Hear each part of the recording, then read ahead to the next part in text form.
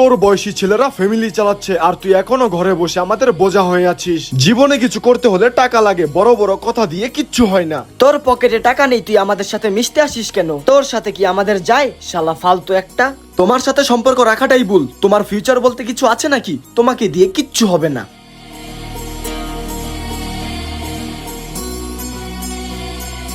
আমি জানতাম আমাদের ছেলে একদিন অনেক বড় হবে। আয় বাবা, বুকে আয়, তোকে নিয়ে আমাদের গর্ব হয়। আরে ভাই, তুই আমাদের বন্ধু না, তুই আমাদের ভাই। তোর মতো বন্ধু পাওয়া ভাগ্যের ব্যাপার। বাবু, তুমি কি রাগ করেছো? আমি তো তোমার ভালোর জন্যই বলেছিলাম। তুমি তো জানোই আমি তোমাকে কতটা ভালোবাসি।